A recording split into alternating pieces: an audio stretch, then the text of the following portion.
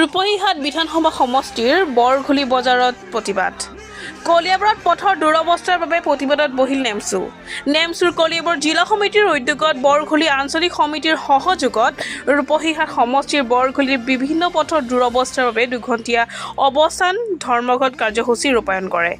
পূৰ্বৰ ৩৭ নং ৰাষ্ট্ৰীয় ঘাইপথৰ পৰা বৰঘুলি হৈ লাওখোৱা সংযোগী পথছোৱাৰ স্পীড ব্ৰেকাৰ নথকাৰ বাবে বিগত সময়ছোৱাত ৭জনকৈ লোকে প্ৰাণ হেৰুৱাব লগা হৈছে।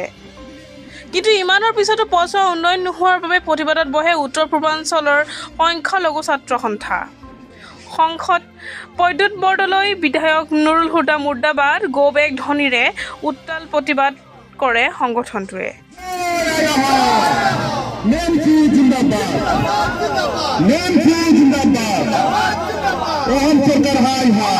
উত্তৰ পূৰ্বাঞ্চল সংখ্যালঘু ছাত্ৰ সন্থা শ্ৰমিক নেমচুৰ কলিয়াবৰ জিলা সমিতিৰ উদ্যোগত বৰঘুলি আঞ্চলিক আৰু ৰাইজৰ সহযোগত আমি নেমচুৰ ফালৰ পৰা 2 ঘণ্টীয়া ধৰ্মঘট অৱস্থান ৰূপায়ণ কৰিছোঁ।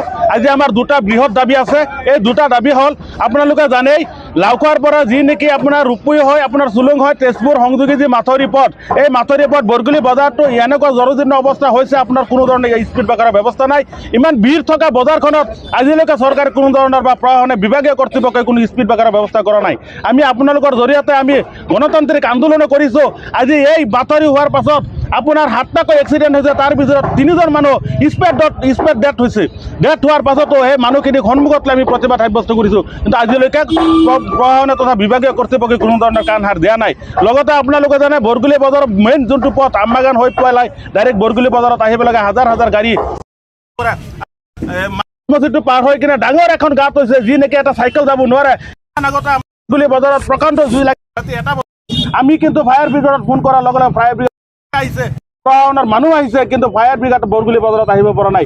তাতে ৰখি পেলাই পাইপ লগাই এই জুই নুমাবৰ কাৰণে সক্ষম হৈছিলে। আমি কেইবাবাৰ দাবী জনাইছোঁ, আপোনালোকৰ জৰিয়তেও দাবী জনাইছোঁ। আমি আকৌ আজি 2 ঘণ্টীয়া ধৰ্মঘট অৱস্থানৰ জৰিয়তে দাবী জনাইছোঁ প্ৰশাসনক, অতি সোনকালে আমি দাবীখিনি সম্পূৰ্ণৰূপে মানি লৈ পেলাই সম্পূৰ্ণৰূপে যাতে অতি সোনকালে সমাধান কৰি দিয়ে।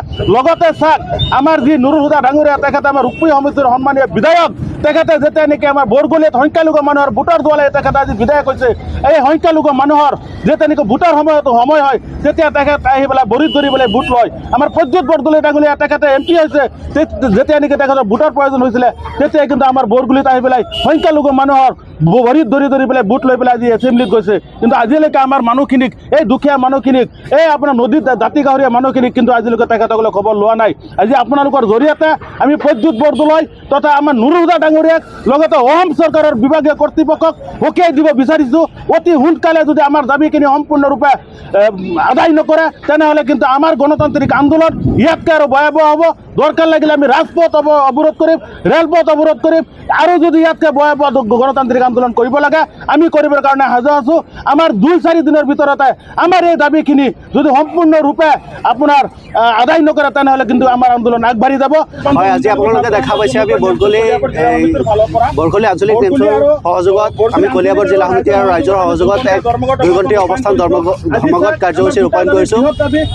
আমাৰ মুখ্য উদ্দেশ্য দুটা, এটা হৈছে বৰঘুলিৰ পৰা যি আমবাগান সংযোগী মেইন ৰাস্তা, সেই ৰাস্তাটোৱে বৰ্তমান ইমান আপোনালোকে গ'লে চাব পাৰিব যে ইমান পুখুৰী সদৃশ কিছুমান পুখুৰী সদৃশ ৰাস্তাৰ এনেকুৱা অৱস্থা হৈছে যে যেনেকৈ আপোনালোকে চাই এটা কথা মনলৈ আহিব যে ইয়াত ৰাজ্য চৰকাৰৰ কিবা উন্নয়নমূলক আঁচনি বা পুখুৰী সদৃশ তেনেকুৱা কিবা উন্নয়নমূলক আঁচনি মীন পালনৰ কিবা ব্যৱস্থা কৰিছে নেকি।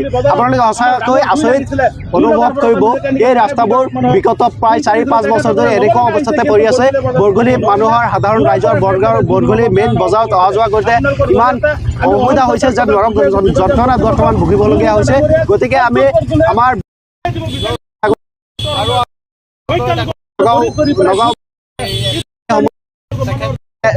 MP হয়, তেখেতক আমি সকীয়াই দিব বিচাৰিছোঁ যে আপোনালোকে যদি MP MLA ফাণ্ডৰ টকা খৰচ কৰি ৰাইজৰ উন্নয়ন কৰিব নোৱাৰে, তেতিয়াহ'লে আপোনালোকে কিহৰ ৰাজনৈতিক নেতা।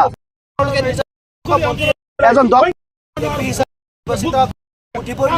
কিন্তু আপোনালোকে উন্নয়ন পুঁজিৰ অঞ্চলত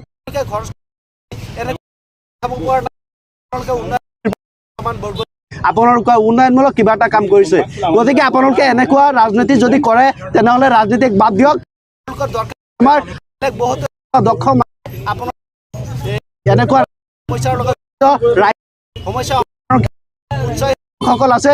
আপোনাৰ আগৰ অৱস্থান আছিলে তাতে গুচি যাওক, নহ'লে আমাৰ বৰঘলি কিন্তু অৱস্থা আপোনালোকৰ কাৰণে বেয়া হ'ব। আপোনাৰ news desk report NE express.